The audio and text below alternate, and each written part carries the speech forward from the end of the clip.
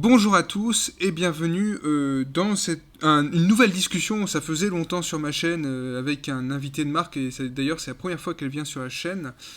C'est Peggy. Comment vas-tu, Peggy? Très bien, et merci beaucoup pour l'invitation.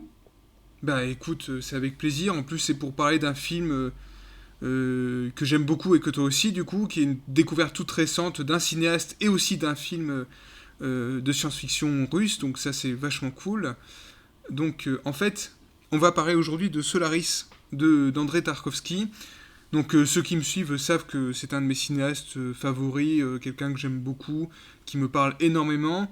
Et Solaris, c'est un film un peu particulier qu'on va recontextualiser au fur et à mesure de notre échange.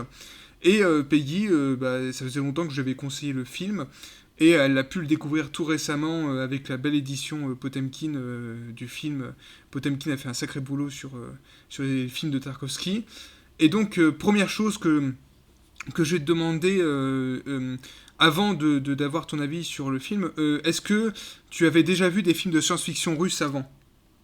Non, c'est vraiment une grande découverte, même des films russes tout simplement. J'ai vraiment pas l'habitude de cette nationalité-là pour les cinémas, parce que je fais assez attention, parce qu'avec l'histoire du cinéma, on sait que la Russie quand même est assez douée pour en faire de la propagande. Donc du coup, j'ai beaucoup de mal à me lancer en fait justement dans le cinéma étranger à cause de ça.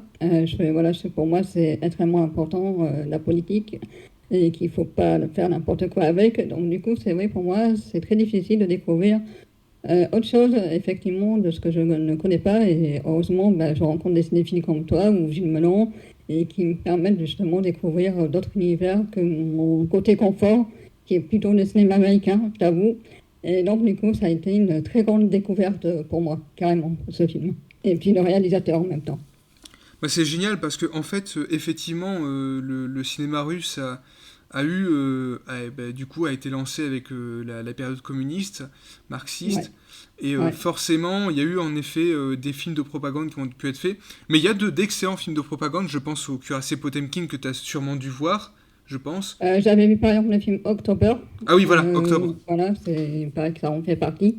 Donc moi je trouve que c'est justement l'histoire des communistes. Donc voilà, après c'est toujours la question, la limite de la propagande et des films à raconter l'histoire, voilà, le côté historique des partis politiques. C'est toujours très compliqué de faire la différence, et surtout quand on ne connaît pas en fait la culture du pays. Et moi c'est exactement ça, hein, la culture russe. Je connais absolument pas, donc du coup je découvre petit à petit grâce à toi justement.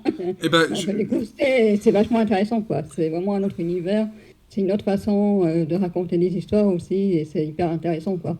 tout à fait. Bah, en fait, c'est mon rôle de passeur pour le coup, et c'est vrai que le cinéma russe est très varié. On a tendance même le cinéma de l'Est en général, à en faire quelque chose d'exigeant alors que c'est totalement faux.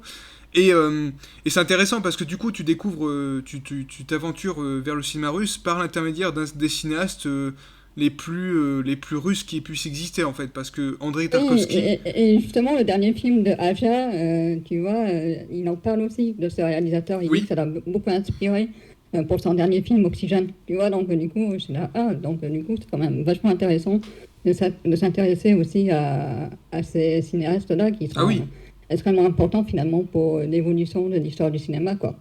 ah oui, non mais c'est vrai, en plus, effectivement, c'est ce que j'avais entendu, Aja le site, et effectivement, Tarkovsky est un cinéaste qui résonne de plus en plus actuellement, sachant qu'il a Ouais, été bah, parce que redécouvert. c'était un visionnaire, en fait, c'est ça qui m'a fait découvrir avec Solaris, c'est que c'était en fait un visionnaire de la science-fiction, certainement un peu trop en avance justement avec son époque, et peut-être que Oui, c'est pour ça que justement il aime moins aujourd'hui le film Solaris, alors que c'est un film d'une avance incroyable pour la science-fiction. Enfin voilà, il faut remettre dans son époque, c'est 70 je crois, donc c'est pas oui. un genre qu'on avait l'habitude de voir et tout ça, donc surtout en plus pour son pays, je pense. Et c'est assez extraordinaire avec très peu d'effets spéciaux en fait. Et il a de ces plans, séquences, enfin, qui sont vraiment absolument fabuleux. Et déjà une philosophie assez impressionnante quoi, dans ce film. Bah oui, oui, tout à fait, et ce qui est incroyable, c'est qu'en effet, c'est du coup une réponse russe à 2001. Ouais, Euh, ça se ressent. Ah oui, Mais non mais vachement intéressant du coup, hein. Vachement intéressante quoi. c'est vachement intéressant. Alors lui, je pense qu'il ne conceptualisait pas comme ça parce que il s'en fichait en fait, hein. C'est quelqu'un qui était pas très très en accord avec le régime à l'époque. Il a dû fuir la Russie à cause de ça d'ailleurs. Et D'accord. il en a fait un film d'ailleurs qui s'appelle Nostalgia, que je recommande beaucoup à nos auditeurs et que je te recommande également, qui est Ouais, magnifique. d'accord, je note. Voilà, et ce qui est intéressant, c'est qu'en fait, Solaris précède Stalker, et Solaris, en fait, est un brouillon un peu de Stalker, parce que Solaris, comme Stalker, qui est un film de science-fiction également, sont deux adaptations de bouquins écrits par des auteurs d'Europe de l'Est. Solaris, c'est l'adaptation d'un bouquin de Stanislas Lem, qui est très connu. Hein. Il a été adapté aussi par le cinéaste israélien Harry Folman pour le Congrès, en fait. Voilà. D'accord, ok. Ah oui, mais c'est un cinéaste qui est Et qu'on peut voir actuellement en film ou pas, où il a été censuré ou... Est-ce de. qu'on peut le voir, tu penses? Est-ce qu'il est disponible Ah un oui, peu? oui, bien sûr, Harry Folman, Ouais. oui, oui, bien sûr. En fait, c'est un film américain, c'est une coproduction américaine, je crois, française et israélienne, qui est un très D'accord. beau film sur les acteurs en fait et la science-fiction, et c'est vraiment passionnant. Et du coup, effectivement, quand Tarkovsky fait le film Solaris, en fait, ce qu'il avait intéressé dans le bouquin n'était pas du tout la dimension de science-fiction, parce qu'il s'en fiche. Il aime pas du tout, en fait, Tarkovsky, réduire le cinéma à l'appellation de genre, en fait. Pour lui, Ouais. voilà, il écrit dans un Ça se bouquin. ressent, hein, ça se ressent. C'est beaucoup de questions qui se posent et qui viennent questionner le spectateur aussi, quoi. Oui, tout à fait. Ben, c'est ça, en fait, parce que, en fait, finalement, ce qui lui avait déplu dans ce film quand il l'a fait, c'est tous les aspects gadgets de science-fiction, la station, machin. Ouais. Lui, ça l'intéresse pas. Ce qui me surprend d'ailleurs, parce qu'il filme très bien les décors, on en reparlera. Complètement, complètement. Et ça va vraiment avec l'univers, en fait. Ouais, Ah oui, non, mais c'est époustouflant. Je ouais, trouve que c'est un des plus beaux décors de vaisseaux spatiaux qui puissent exister au cinéma, en fait. ouais, tout à fait. Parce que là où peut-être Kubrick, et pourtant j'adore 2001, hein, c'est un film que j'adule, mais peut-être que Kubrick voulait aller plus vers quelque chose de réaliste, et Tarkovsky va vers quelque chose de plus poétique, en fait. Oui, je pense aussi, oui. Donc, je suis assez d'accord avec ça. Ouais, oui, complètement. Et ça se sent, et même hors du vaisseau, hein, quand le héros, celui qui va être projeté dans le Solaris, quand il est chez lui, enfin quand il est avec sa famille et tout, enfin les plans sont aussi assez fabuleux. Ça sent que c'est beaucoup dans le côté contemplatif, enfin le questionnement sur soi, sur l'avenir, ou sur la peur aussi, ben, comme dans ce genre de mission où on n'est pas sûr de revenir, etc. Et on sent vraiment que le réalisateur prend son temps de raconter l'histoire, et surtout pour ressentir aussi la pression de ce que va vivre les personnages. Et du coup, c'est pour ça que c'est vachement aussi intéressant, quoi, la façon de filmer. J'ai beaucoup reconnu aussi un peu ton style dans tes courts-métrages. Oui, Cette façon enfin, les plans et tout, j'ai un peu reconnu, tu vois, sur certains plans, voilà, de ce que tu fais avec tes courts-métrages. Et du coup, enfin, ouais, enfin, c'est vraiment, voilà, c'est encore une fois, il faut remettre dans son contexte, dans son côté historique. 70, c'était pas encore le succès des films de science-fiction. Et c'est assez impressionnant comme Kubrick, comme tu dis, enfin, ces réalisateurs qui sont des visionnaires en fait à travers leurs films, quoi. ah oui, non, mais c'est ça qui est incroyable, parce que, en fait, effectivement, ce sont deux films qui sont très différents dans leur approche. Et Ouais, ce qui est surprenant, en fait, avec Solaris, c'est que c'est un film qui est construit comme une espèce de parabole sur la terreur du passé, la terreur du deuil aussi. vous Euh, voyez complètement. Ouais. Parce que moi, je sais pas toi, mais ce concept d'une planète qui sonde les gens pour faire revivre leurs souvenirs, leur... Ouais. Ça fait flipper même, hein, parce que tu te dis, est-ce que c'est vraiment une si bonne idée que ça? Non, moi, ça m'a fait un peu flipper à plusieurs passages, hein, en fait. Et du coup, alors, est-ce que c'est moi qui n'ai pas compris? Et là, tu vas me dire, mais j'ai l'impression que c'est un peu le concept de Oedipe Roi. C'est-à-dire ce fils, en fait, qui veut plutôt retrouver sa mère, si j'ai bien compris, hein. Il y a ça C'est pas aussi. c'est pas sa copine, enfin, c'est pas son ex-femme, c'est sa mère qui veut retrouver, il me Il y a, semble. en fait, il y a les deux, c'est-à-dire que il y a effectivement, il retrouve son ex-femme, donc il revient à la vie, en fait, sous Ouais, forme de créature bizarre. D'ailleurs, je suis impressionné par la façon dont il joue avec les corps, parce qu'on dirait Ouais, des ah ben, monstres. c'est horrible, hein. Enfin, moi, ils font flipper, hein. Enfin, la première fois que j'ai vu, enfin, c'était waouh, quoi. Ça fait flipper, quoi. Ah oui, c'est très étonnant. Et effectivement, tu rappelles aussi que la mer est très importante, notamment lors d'un flashback qui est assez impressionnant, où on entre dans un tableau Ouais, d'un très grand peintre qui est Bruegel l'Ancien, voilà, qui évoque la Russie en fait. d'accord. Et, Ok. et qui évoque donc ses souvenirs à lui. C'est-à-dire qu'on on a un flashback en termes d'esthétique, est à tomber. C'est Ouais, super beau. Et en même temps, on revient avec ces plans où on voit la mer, effectivement, qui ressemble hein, physiquement, effectivement, à son ex-femme. Il a un ouais. peu reproduit le schéma. Un C'est peu. ça. Ouais, ouais. C'est la même souffrance, en fait, hein. Donc, je pense que c'est. Quand on a perdu des êtres chers, en fait, c'est la même souffrance. Donc, du coup, forcément, les mêmes souvenirs, les mêmes émotions reviennent, en fait. Et surtout, ce qui est terrible, hein, c'est que on a ces morts qui reviennent et donc qui ne se souviennent plus de pourquoi ils sont morts. Et, Oui, euh, et, c'est et, ça. et t'as sa femme qui joue dans le film, donc voilà, cette actrice qui incarne cette femme, elle joue avec son corps, donc et en même temps, elle joue très bien l'oubli, c'est-à-dire qu'on a un personnage qui ne sait pas qu'elle s'est suicidée. Oui, complètement. Voilà, c'est ça qui est fort. C'est que les vivants, ben, s'en souviennent parce qu'ils ont vécu l'atrocité, en fait, mais pas les morts, quoi. Donc, du coup, c'est ça. C'est vraiment une question, en plus, voilà, c'est ça sur la mort, en fait. Comment faire le deuil. Oui, tout à fait.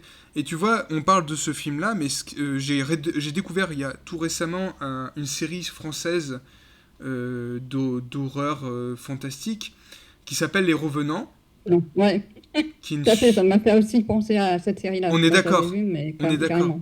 C'est carrément la même chose en fait. Je pense qu'il s'en est très inspiré, le réalisateur de la série, parce que il y a vraiment cette même idée. Il y a des plans qui font très Tarkovsky d'ailleurs, mais Ouais, il y a vraiment cette même idée de comment est-ce qu'on va revivre le deuil et comment on va accepter le retour en fait du mort, le retour à la vie, et aussi euh, ces morts ne se souviennent plus de pourquoi ils sont de pourquoi ils sont morts. Ils se pensent encore vivants. C'est ça qui est passionnant.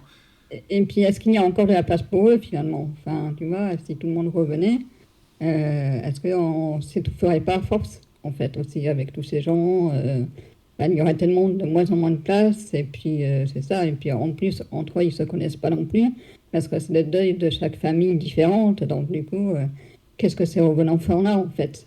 Et c'est toute la question que pose Solaris aussi.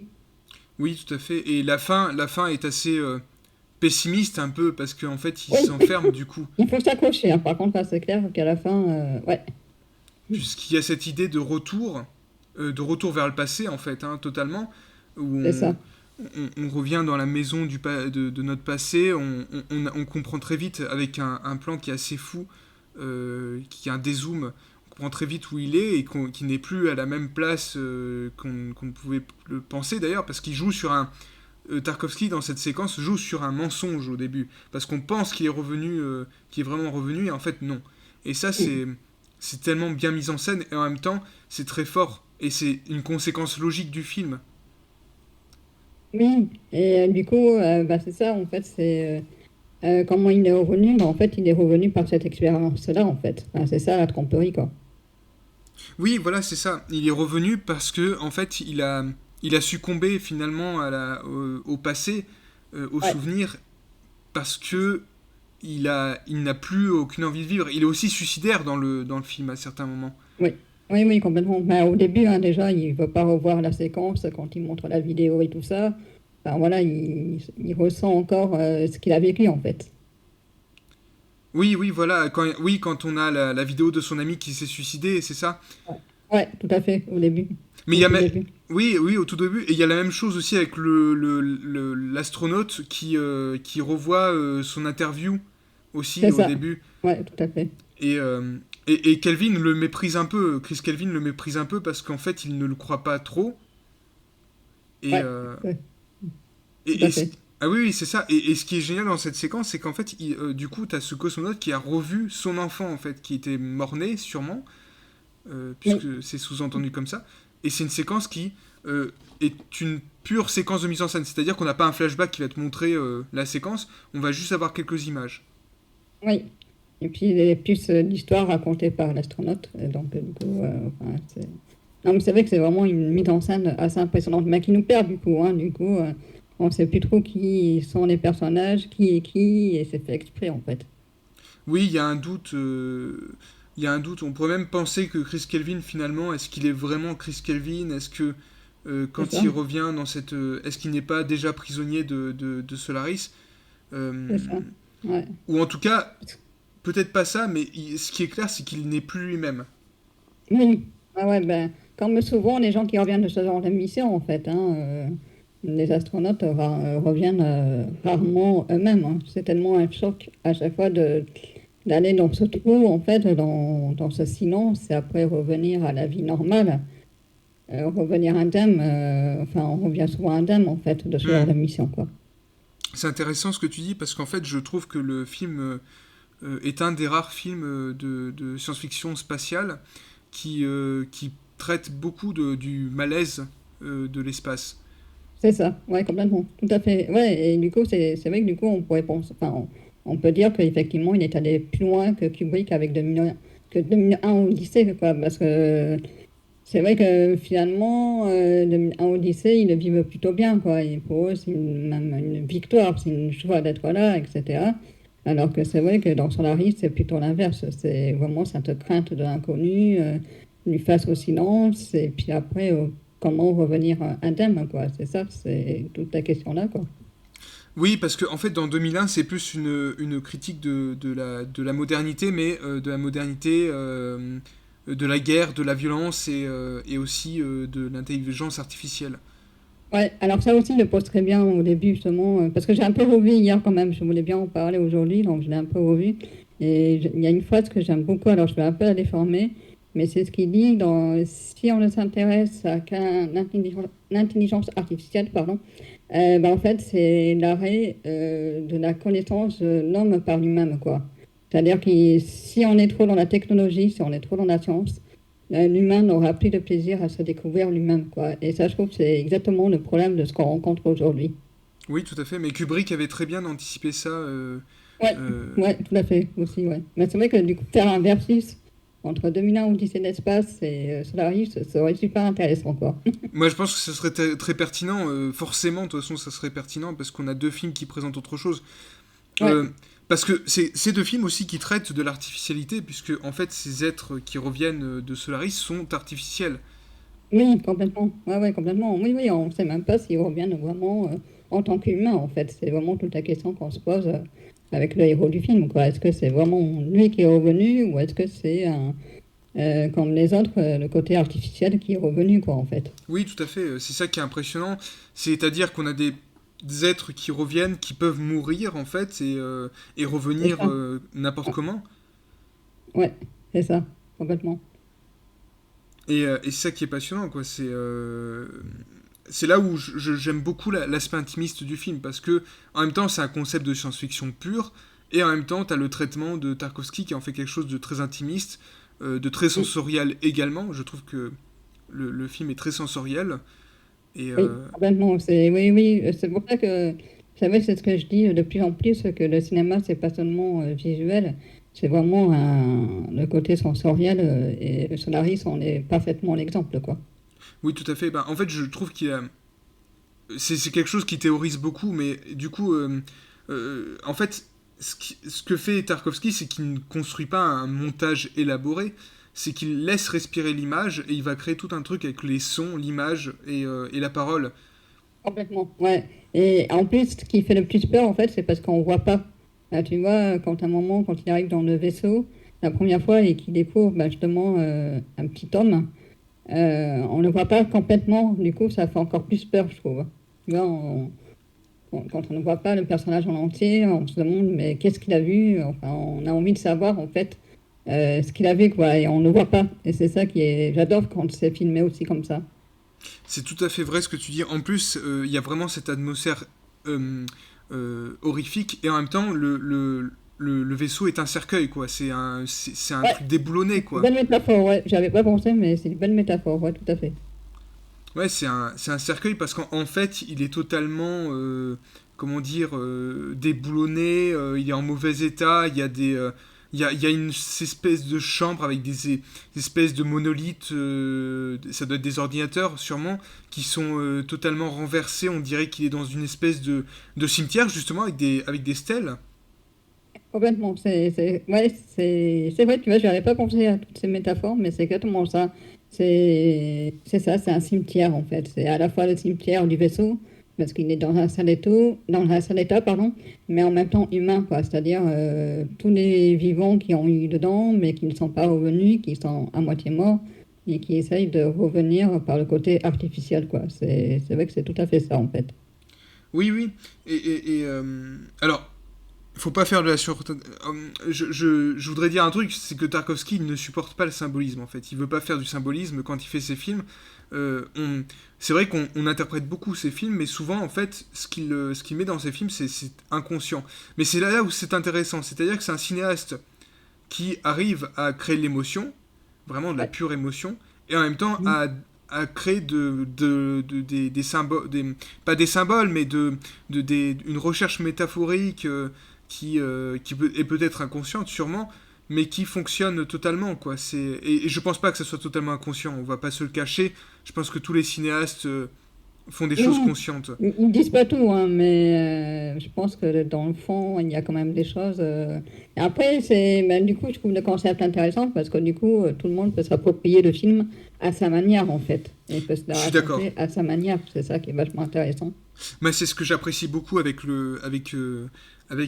cet homme-là, parce qu'en fait, quand il écrit un moment, quand il écrit dans son livre Le temps scellé, il dit beaucoup de gens, ça me fait rire parce que beaucoup de gens disent que le feu, l'eau, parce qu'en fait, il représente souvent les quatre éléments dans ses films. Il y a toujours le feu, l'eau, l'air, la terre.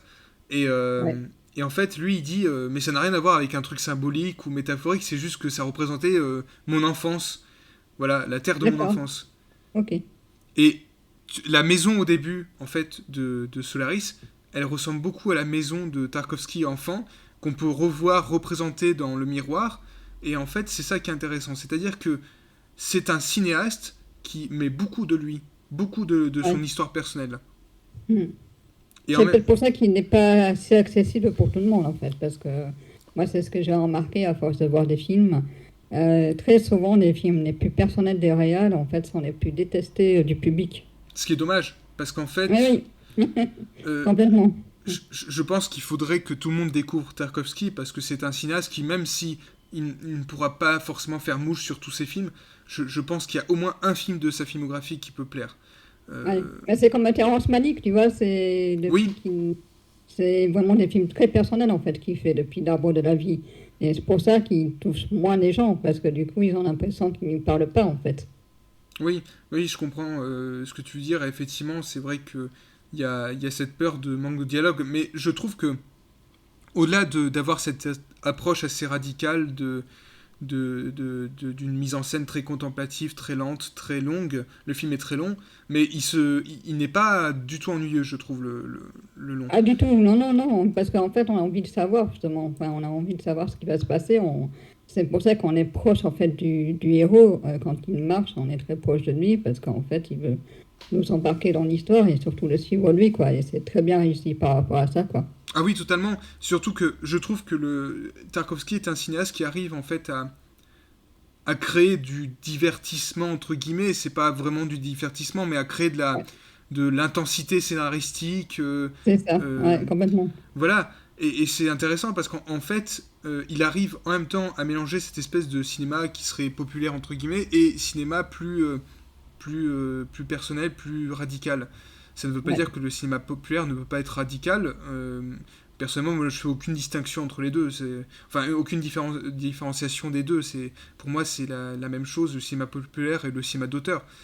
Mais, euh, mais là, c'est vraiment intéressant parce qu'on a un cinéaste qui, je pense, doit être absolument redécouvert parce que, en tout cas, doit pouvoir être connu plus qu'il ne l'est déjà. Parce que si tu vas parler avec un cinéphile converti qui a vraiment des habitudes de visionnage, il connaîtra forcément Tarkovsky parce que voilà. Mais je pense qu'il faudrait aussi que les gens qui peuvent être touchés par des films comme ça, parce que je pense que Tarkovsky parle de choses universelles, tu vois. Oui, tout à fait. Oui, bah, la peur, c'est ça, le deuil, comment faire un deuil. La peur aussi de perdre ses parents quand on est hyper proche, en fait. Et après, de lui, de sa propre famille, quand il essaye de construire la sienne. Oui, voilà, c'est ça, tout à fait. Et c'est ça qui est terrible, parce qu'en fait, il n'a pas eu d'enfant, finalement. Il n'a pas eu de Ouais, famille. ouais, tout à fait. Et Mais parce que justement, il a peut-être dû voir ce que c'était de perdre un être cher, et que du coup, ça l'a peut-être empêché d'en créer un, en fait. Enfin, de vouloir, voilà, créer sa propre famille, quoi. bah oui, tout à fait, parce qu'en fait, au début du film, on a vraiment un personnage qui est déprimé, il est effacé, il est C'est triste, ça. Mm. et tout le monde est triste d'ailleurs dans le film au début, et même dans la station. euh, c'est ça qui est terrifiant, quoi. C'est que en fait, il y a un désir qui est de le retour des morts. Parce qu'en fait, c'est ça. C'est cette, euh, cette, cette planète, c'est comme dans Stalker. Dans Stalker, tu as en fait une espèce de chambre qui résoudrait tous les désirs des gens. Et cette D'accord. planète, J'ai pas vu encore Stalker, c'est le prochain film que je vois, mais ah j'ai pas mais vu encore. tu vas adorer, c'est magnifique. Et, euh, D'accord. et en fait, ce qui est formidable dans le film, c'est que pareil dans Solaris, tu as cette maison t'as cette planète, pardon, qui exauce ses désirs les enfouis. Mm. Euh, Parce qu'en fait, elle sonde, elle analyse les gens qui sont autour de cette planète. C'est un organisme vivant, c'est un cerveau, on parle de cerveau, Oui. voilà. Et c'est pour ça qu'on parle d'intelligence artificielle. Donc, Oui, et le vaisseau, c'est tout à fait ça, quoi. C'est l'intelligence artificielle. cette planète est une intelligence artificielle, effectivement, enfin, artificielle. Enfin, c'est une intelligence qui recrée des êtres artificiels, c'est ça qui est, c'est Ouais. intéressant. Et des éléments aussi, hein, des éléments artificiels, quoi. Oui, mais cette planète pourrait être presque Dieu d'une certaine façon, parce que Tarkovsky était un croyant, il était de confession orthodoxe, et, euh, et en fait, il y a ça dans son tout dernier film, où on a un homme qui sent que l'apocalypse s'approche, et qui Mhm. va essayer de tout sacrifier pour pouvoir sauver le monde. Il va en fait prier Dieu, littéralement dans le film, pour que Dieu puisse sauver le monde, et lui, il s'engage à sacrifier même sa maison. Et ça, c'est quelque chose qui est assez fort quand même dans le film. Et également, on a cette question du vœu, de la Ouais. volonté d'avoir quelque Du vœu chose. et du sacrifice, du coup, aussi. Oui, mais C'est... ça, c'est très Voilà. russe en fait. La notion de Ouais. sacrifice, d'abnégation, c'est quelque chose qu'on retrouve beaucoup chez les Russes. D'accord. Ok. Voilà, justement, en plus, le dernier film de Tarkovsky s'appelle Le Sacrifice, donc Hmm. c'est là. Euh, le premier film de Tarkovsky, c'est un film avec un enfant qui est un enfant soldat, qui va donc sacrifier son enfance pour la guerre. Mhm. Euh, dans, dans André Roublev, c'est un peintre d'icônes qui va sacrifier son art, enfin, qui va essayer de se sacrifier pour son art, ce qui est assez étonnant en fait. Tu as ensuite Solaris, qui est un film où on a un homme qui va sacrifier sa vie Ouais. pour pouvoir vivre de son passé. C'est ça. Tout à fait. Voilà. Et ensuite, tu as Stalker, où on a un homme qui sacrifie sa vie familiale pour aller dans Ouais. une zone. D'accord. Ok. Voilà. Hmm. Et ainsi de suite. Pareil, dans Nostalgia, tu as un film où on a quelqu'un qui sacrifie son pays, qui sacrifie son passé pour aller s'isoler. D'accord. Et c'est assez fort, quoi. C'est très touchant, en fait. Et vraiment, c'est un. Et le miroir, pareil, il y a une histoire de sacrifice également. Donc voilà, et vraiment Solaris c'est très fort là-dessus en fait, parce qu'il y a cette notion de sacrifice de sa vie pour rester en fait, pour rester avec son passé, pour le redécouvrir aussi. Et Oui.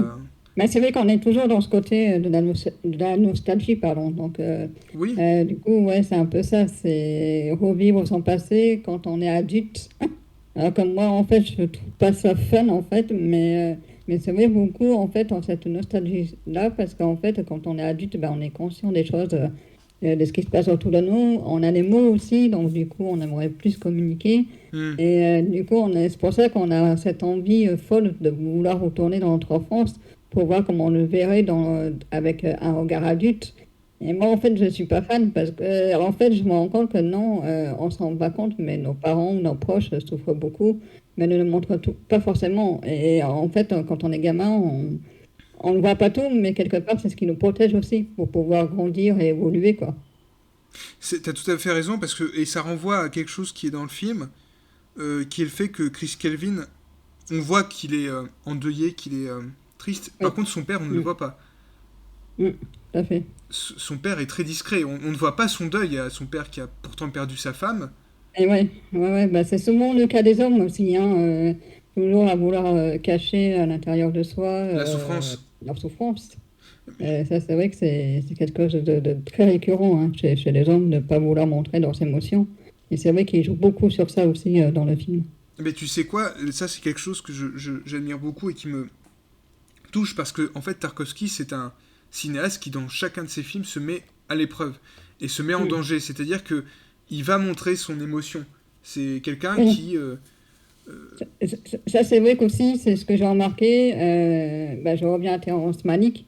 C'est qu'effectivement, c'est des réalisateurs qui ne sont pas aimés à ce niveau-là parce qu'ils montrent aussi leurs émotions à travers leurs films, en fait. Et du coup, c'est pour ça que ça fait des films, entre guillemets, très personnels, alors qu'en fait, au contraire, ils devaient pouvoir être regardés par tout le monde.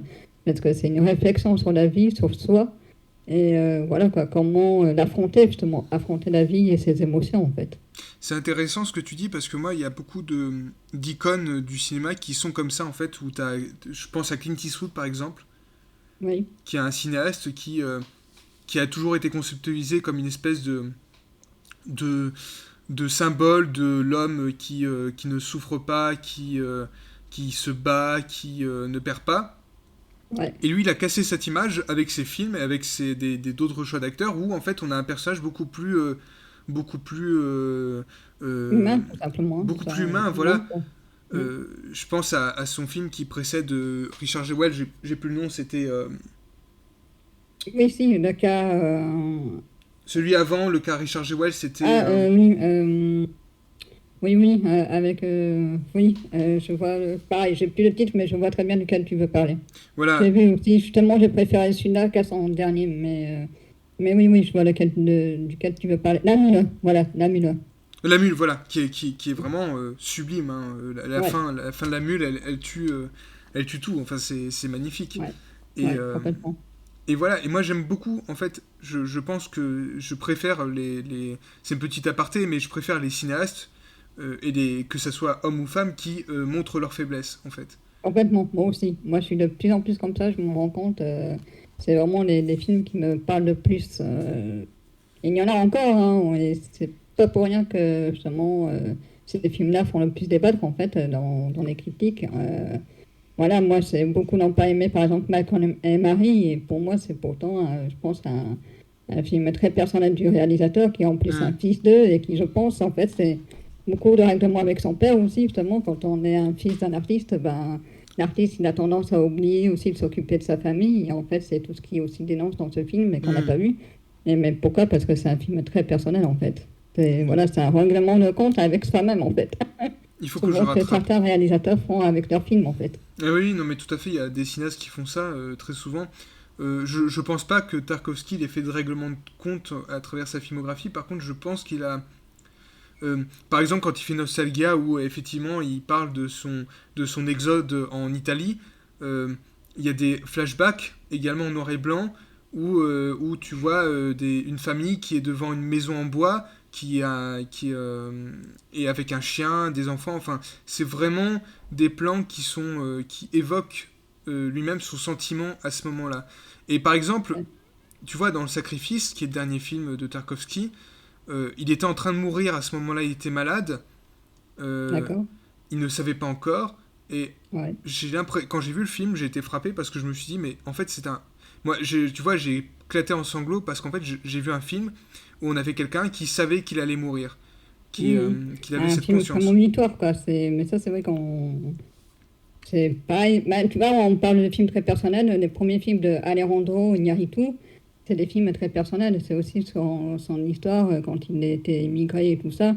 Il y a des films aussi très très forts par rapport à ça, très très personnels. Ben, je pense à James Gray quand il fait The Immigrant, qui est peut-être un film que je trouve pas forcément totalement réussi, mais Mhm. où il évoque cette espèce son immigration, parce qu'il me semble qu'il est russe à la base ou quelque chose comme ça, ou je sais Je me plus. rappelle, je connais bien ces films. Celui-là, c'est un des rares films que j'ai pas vu justement. Donc du Ouais, il coup, faut le voir.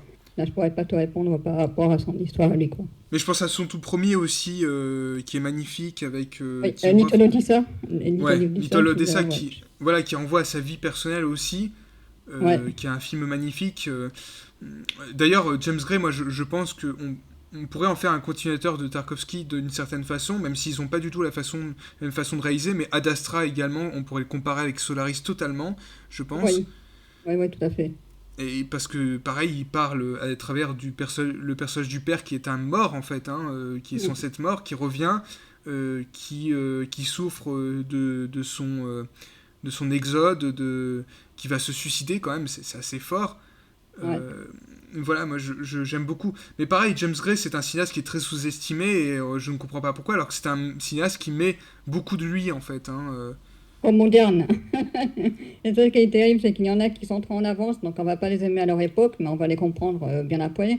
Et il y en a, c'est parce qu'ils sont tellement contemporains, ben, un peu comme Villeneuve ou Christopher Nolan, ils sont rejetés par un certain public en fait. hum, Et c'est ça qui est triste parce que justement le cinéma c'est tellement pour nous présenter des univers et des manières de raconter le cinéma différents que oui, mais ça parfois c'est un peu ce que je reproche à certains publics de ne oui. pas avoir ce respect-là en fait des réalisations enfin, de certains films de réalisateurs quoi.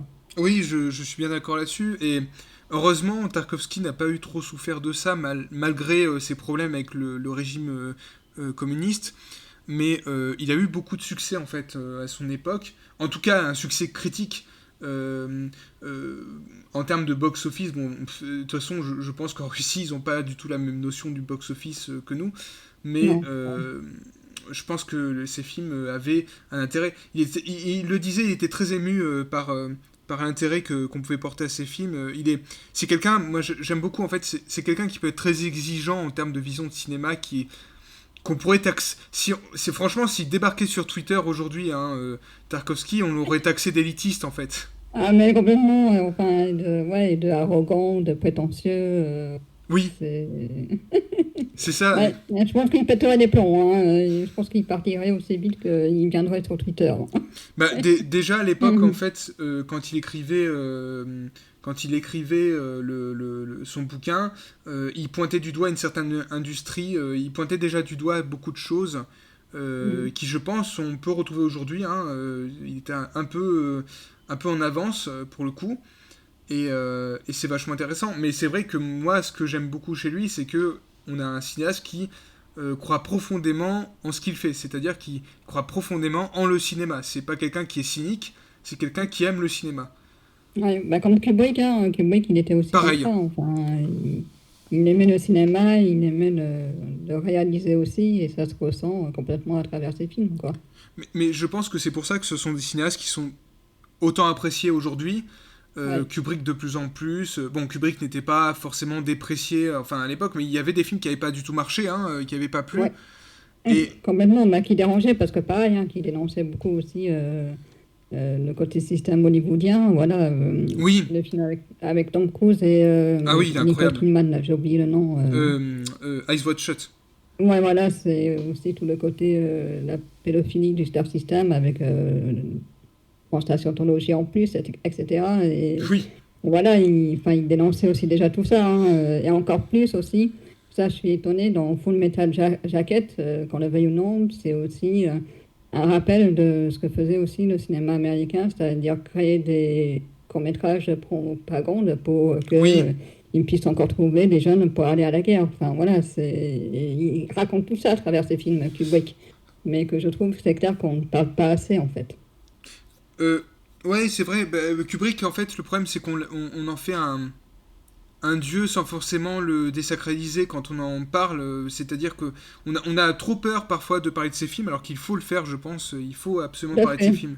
Mais je pense que ça, c'est parce que les gens ont d'un seul coup peur de plus être à la hauteur de pouvoir parler de ce qu'ils connaissent ou pas, justement, Oui, et que du coup, ils le rejettent en fait. Il y a beaucoup de réalisateurs, je ressens que c'est ça en fait. oui, bah, en fait, que ça soit Tarkovsky ou Kubrick, ce sont deux cinéastes qui ont une sorte d'aura encore plus Tarkovsky aujourd'hui parce que il est redécouvert par les jeunes grâce aux éditions de Potemkin, grâce à la publicité qu'on a pu en faire ces dernières années de ce cinéaste. Il est redécouvert, Tarkovsky, hein, ces derniers temps. Totalement redécouvert, je trouve. Bah, tant mieux, c'est cool. C'est comme quoi, c'est voilà, c'est tant que la liberté d'expression existera, ben, heureusement, on a de la chance de faire partie de ce pays-là où la liberté d'expression c'est possible et que du coup, ben, on redécouvre. Et puis la chance aussi de faire partie d'un petit pays, c'est une chose qu'on a tendance à pas s'en rendre compte parce qu'on critique beaucoup les cinéphiles américains. Mais ce qu'on ne comprend pas, c'est que les Américains, c'est un très grand pays. Et qu'on change d'un État à un autre, c'est comme changer d'un pays européen. Et donc, du coup, le cinéma n'est déjà pas du tout pareil d'un État à un autre. Et c'est pour ça qu'en fait, ils sont, on peut dire, peut-être chauvins. Ils aiment découvrir avant tout le cinéma de leur pays parce que c'est leur culture. Mais nous, c'est différent. Nous, on est tellement un petit pays avec plein d'autres pays autour que du coup, l'accessibilité à la culture et à toutes ces diversités-là, c'est plus facile en fait. Oui, mais après, je pense qu'aussi il y a cette tradition patriotique chez les Américains qui n'est pas absente hein, du cinéma, enfin de la Russie. La Russie est un pays patriotique aussi. Hein. Euh, Ouais. mais moi, tu vois, moi, je n'oserais pas critiquer le patriotisme parce que je pense que c'est quelque chose qui est nécessaire, notamment. Complètement. Moi aussi, ça, c'est quand j'ai voyagé à travers le mouvement slam, c'est exactement ça que j'ai compris. Parce que c'est ce que je dis, c'est facile de vouloir changer de pays. Mais quand je voyage, je ne suis pas là pour découvrir ce que je connais déjà dans mon pays, Bien quoi. sûr. Et, et plus ça va, plus j'ai l'impression que beaucoup de pays se font justement, pas voler, mais prendre la culture de leur pays, parce qu'il y a énormément d'étrangers qui viennent, et qui viennent pas juste pour voyager, mais pour s'installer chez eux. Et du coup, on perd tout un patrimoine historique et politique qui est pourtant très important à ne pas effacer, en fait. Moi, et ça, j'en ai pris conscience quand j'ai voyagé et que j'ai compris le terme patriotique. Patriotique ne veut pas dire facho ou raciste comme on a Non, pas du tendance à tout, le pas du tout. penser en France, quoi. Pas du tout. Et je pense d'ailleurs que en France, il y aurait besoin de ce patriotisme, notamment pour ce qui concerne la restauration du cinéma de patrimoine, par exemple, qui fonctionne. Hein. On a beaucoup de films de patrimoine français qui sont bien restaurés. Mais Mm. c'est l'argent qui est donné par le gouvernement là-dedans. C'est pas. Après, je sais pas comment. Tu pourras peut-être m'aider là-dessus, mais je sais pas aux États-Unis s'ils font beaucoup de restauration du patrimoine, mais il me semble que si. Hein, ils ont une très grande Pour le importance. coup, ça, je pourrais pas te répondre parce que j'ai pas rencontré des gens du cinéma parce que c'était pour mon système de poésie. Donc là aussi, c'est un truc qu'on comprend pas aux États-Unis. C'est que quand on prend des gens d'une culture, enfin communauté culturelle, ne connaissent pas forcément notre culture. Donc du coup, c'est très difficile de pouvoir parler de tout avec les Américains. Et ça ne veut pas dire qu'ils sont plus débiles que les autres, c'est juste que c'est pas leur truc, c'est pas leur, donc ils pourraient pas te répondre. Et c'est vrai que je n'étais pas encore dans mon côté cinéphile en plus à cette époque-là, donc du coup c'est vrai que je parlais pas trop de cinéma à ce moment-là, mais c'est vrai que c'est mon prochain projet de pouvoir retourner justement aux États-Unis et de pouvoir voir comment ça se passe Au justement le niveau, côté ouais. cinéma aux États-Unis, parce que je pense qu'on se fait une très fausse image. Et Oui, aussi le côté afro-américain, ça c'est vraiment un terme que je trouve complètement j'ai l'impression que c'est très européen comme terme qu'on emploie pour différencier les Noirs et les Blancs aux États-Unis. Je ne pense pas que ça soit vraiment tellement comme ça aux États-Unis. Enfin voilà, j'ai vraiment ce projet-là de pouvoir retourner aux États-Unis et pouvoir rencontrer tous ces gens-là pour justement essayer de débattre et voir est-ce que c'est nous qui nous tentons, voilà, petit Européen, de oui, comment on voit la culture américaine, parce que vraiment, il y a un livre français sur le cinéma américain, mais que je vous ai parlé par MP, qui oui, m'a oui. insupporté parce que ça parlait que de ça. Et alors, quand je trouve qu'on se plante, parce qu'en fait, le plus gros problème enfin, de la culture en général, c'est le manichéisme, et c'est pas seulement le problème des communautés. Et comme m'a dit un YouTuber, mais dans un monde où on est de plus en plus dans les communautés, est-ce que malheureusement on ne peut pas s'en passer du manichéisme? Et c'est ça qui est un peu tragique aujourd'hui. C'est vrai que malheureusement, pour faire rencontrer les cultures, on est beaucoup obligé de passer par le manichéisme, Oui, et ce qui pourtant, euh, ben, pas dénigre le cinéma, mais disons qu'en fait, enfin, je sais pas trop comment expliquer, mais du coup, on en fait des supériorités, alors que c'est pas des supériorités qu'il faut faire non plus. Mais du coup, oui. on a du mal à faire rencontrer les différentes cultures entre les Entre elles, ouais. pays, et c'est ça qui est tragique. Et voilà, je trouve que c'est le plus gros problème de la culture actuelle aujourd'hui, et qui est très difficile à se détacher parce que, bah, en fait, on a réussi là ces 20 dernières années à formater un public comme ça, et que du coup, changer notre manière de raconter des films, ou même la culture, c'est très difficile en fait. C'est vraiment très difficile. C'est vrai, tout à fait. Je suis d'accord là-dessus et je pense que l'industrie hollywoodienne est un petit peu responsable de ça en faisant absolument des Aussi, remakes. ouais, mais je pense que tout le monde est responsable parce que nous, Oui, on a nos propres cultures aussi en France. Moi, je trouve que le CNC, enfin, quand j'entends parler du CNC, par exemple, c'est juste horrible, hein. C'est vraiment que les fiches d'eux et des renoms qui peuvent pouvoir acquérir l'argent, par exemple. Enfin, voilà, c'est pas que les États-Unis, ça en fait partie, c'est ah bien clair, sûr, oui, mais c'est une industrie en général et qu'il faudrait casser, quoi, en fait, tout simplement. Qu'il faudrait refaire, le repenser, quoi. oui. Tout à fait, je suis bien d'accord. Et en tout cas, pour revenir à Solaris, du coup, c'est vraiment un Ouais, film qui est... c'est vrai qu'on s'est un peu Non, non, sorti du sujet. mais ça arrive, t'inquiète pas. Il n'y a pas de souci là-dessus, je tolère totalement. En fait, ce que je voulais dire par rapport à Solaris, c'est que je pense que c'est un film qui est à redécouvrir totalement, si vous n'avez pas vu, je pense qui est une bonne porte d'entrée pour Tarkovsky. Oui, ouais, t'as eu tout à fait raison de me faire commencer par ce film-là, parce que vraiment, moi, je ne le connaissais pas. J'avais un peu des appréhensions. Alors, j'avais entendu parler de Stalker déjà, mais je ne l'ai toujours pas vu. Et c'est vrai que du coup, ouais, c'est un très bon premier film pour le découvrir tout à fait. Hmm.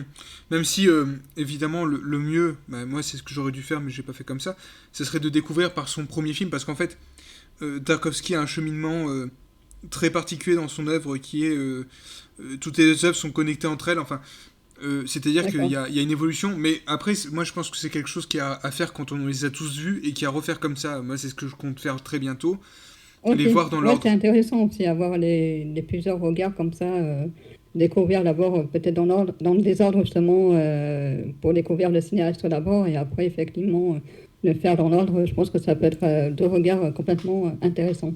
Parce que quand même, et on va conclure bientôt sur ça, mais moi je trouve ça incroyable. C'est un cinéaste qui a fait commencer sa filmographie par l'enfance d'Ivan pour Ouais, conclure sur le sacrifice.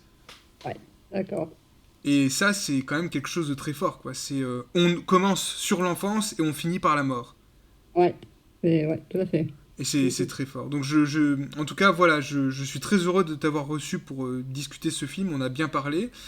Et écoute, bah, si tu découvres d'autres œuvres de Tarkovsky, ça sera avec grand plaisir de pouvoir échanger là-dessus une Avec prochaine grand fois. plaisir aussi, ouais, carrément. Ça a Voilà. été une très très belle découverte. C'est vrai que moi je suis un peu comme ça, j'aime pas trop en parler tout de suite parce que j'aime bien comprendre ce que j'ai vu. Aussi, en fait, voilà, comme ça m'a fait très bizarre ce film la première fois. C'était tellement étrange en fait que j'en faisais encore, enfin j'avais l'impression encore d'être dedans et que je faisais des rêves très bizarres à travers ce film. Et que du coup, il me fallait du temps pour trouver des mots pour en parler. Et encore, tu vois, je trouvais que je traînais un peu trop pour t'en parler.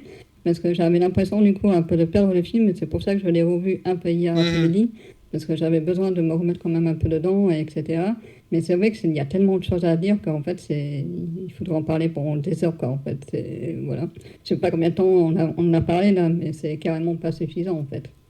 On a bien parlé, mais c'est vrai que c'est pas suffisant. Chaque œuvre et la filmographie entière de Tarkovsky est tellement riche que c'est très compliqué. Il faudrait écrire Et des du coup, pages. très moderne aussi, hein, vraiment très moderne, quoi. Il faut pas avoir peur, en fait. C'est très Oui, contemporain, très moderne, et qui avait, ouais, ben, 50 ans d'avance. oui, Ah, voilà. et même aujourd'hui, je trouve que ça ne vieillit pas, en effet, même en termes de Non, mise en scène, c'est très tout à riche. fait. Et donc les nouvelles versions parce que c'est vrai qu'elles sont très bien remasterisées. Ouais, Donc, alors là, oui, oui, franchement, le remaster, les nouveaux masters des films de Tarkovsky sont sublimes, en effet. ouais, complètement. Voilà. Donc voilà, bon, bah merci en tout cas à toi et on se dit à la prochaine. Bye Bah, merci à bye. toi pour l'invitation, c'était Bah, super. J'ai bah de vraiment rien, très hein. chouette d'en parler aussi. Et bah de rien, c'est avec plaisir. Allez, au revoir tout le monde. Salut, à bientôt.